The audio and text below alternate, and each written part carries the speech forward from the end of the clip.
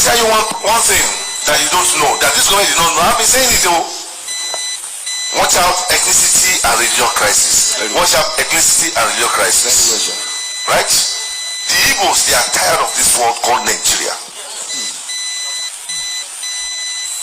Hausa is not the problem, but the Igbos. Any Igbo can go against it. You can lambast me, you can insult me, it's not my business. It gives me courage, it gives me more glory and blessing. Your insult.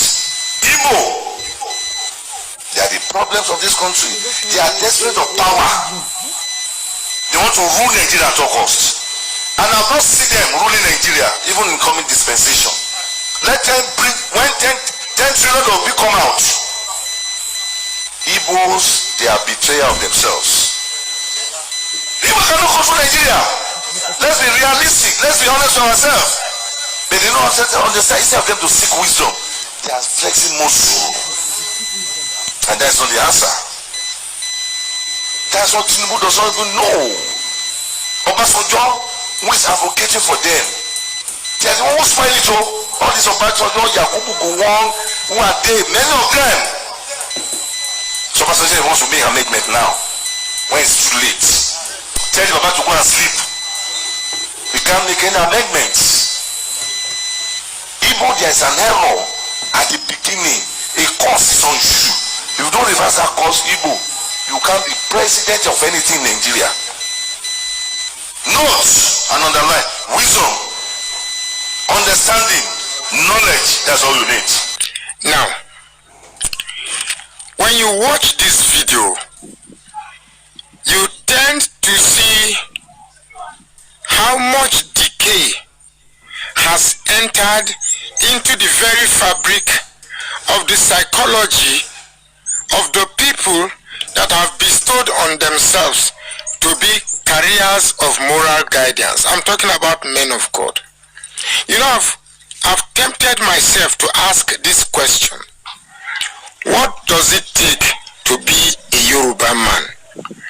Like I said in one of my several videos, I've had this high, upstanding evaluation about the Yoruba people. But ever since Tinubu came in, it's like the emergence of Tinubu has come and uprooted the very evil embedded in some Yoruba people. Yes, in some. The very evil one among them, like, have been uprooted. So I ask the question again. Will it make sense to say that being a Yoruba is like belonging to a cult? Yes, I said so. Please, if you are the rational Yoruba guy, don't be angry. You know very well that I'm not a tribal junk like most of these things that parade themselves on social media. How can a primate, a supposed man of God, come on pulpit, knowing fully well that he's being recorded, say that Igbos are the problem, Igbos are a curse, Igbos are this, Igbos are that? See, let me tell us, if we do not, and I'm talking to most Yoruba people whose mainstay is this. Honestly, it is really unfortunate. You know, when some people come online, especially when you go under comment section of some kind of posts that are just being online, some people will just be making some statements. Oh, this one just they talk out of in shallow brain, in shallow experience and what have you. Some people say, oh, when you talk about a Yoruba and sense, say they are like a 5 and 6, say they don't get sense. I just say, some people, don't just say your emotion rule you. But at the end of the day, when you hear this kind of person, and the other man that said, he say some, when you try to generalize, it is where the problem is.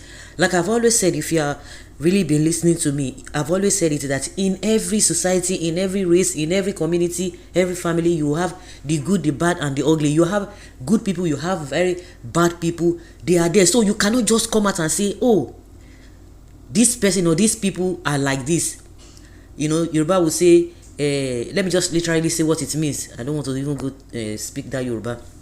That if you don't feel because of a yam eat a oil, you go feel because of a oil eat yam. You go see some people say, oh, this one of my the Yoruba people na like they get na work for them. Igbo people say they be, but you go see one Emeka, you can't see one Aminu, you can't see one Bukola say no, these people if no be say una too good, but some people are just like somehow, because you can't just generalize. This man has been has been an author of confusion, has been an author of a disunity. This man calls himself Ayodele. He does not have sense. That's why I said they will now tell you that some people, their whatever is, their sense is 5 and 6. They are not being, not being educated and not being diplomatic. And believe you me, if it were to be somebody, this narrative has been going since Trump said he's coming, since they talk about this Christian genocide and what have you. Do you know that they are trying to change the narrative? And one Edo guy came out and said, people who really wanted to plan coup, who planned coup against Tinubu, according to them. That when you look at the list that the federal government released, that is every one of them, that they are northerners and they are Fulani or Hausa people. No single Igbo person. But now, today, everybody is most people are, finding it difficult to even believe that there was a kind of coup. Because they don't want to bring that narrative that I didn't want or two Igbo people are there. They will not say it was even the Igbo people that coerced the rest people to form coup against Tinubu. It just died down. And that person said, let everybody go and save this publication, because in years to come, they will turn it around again. Some of them will turn it around again and say it was Igbo coup. So let's even leave that. As far as I'm concerned, as far as I know, this man, he does not even have he doesn't have regard. But one thing, if it were to be an Igbo person that says this, Yoruba person, I even heard somebody say, Nnamdi Kanu said more than that. Said more than what? Nnamdi Kanu said more than what? Majority, when they are talking, they talk about majority or some. You are just saying, generalizing. So that's to tell you that this man is, he's a tribal bigot and is an illiterate. And to me, whatever he says, he's speaking on behalf of the government. People who are really tribal bigots, they are speaking on behalf of the government, and that is why the government cannot come out and say, no, this is not what we stand for. We want unity. It is not a lip service that you people just try to throw words. We are united, we are one, we are this. No, because we know how all of this is started. You come out on the pulpit, and whatever he says, everything he says all the time is all about politics. This one will do like this one will not win, this one will not win. It's so ridiculous and so shameful. Very, very shameful. And a lot of them hearing this kind of a thing. And I've never seen an Igbo person or other people from other minorities come out and be speaking like this. And you not think that the government will not go after them, or DSS will not come and say, somebody is trying to instigate the country, instigate the people against each other. Very, very bad. So guys, let's hear your opinion and have your take on this. Thank you.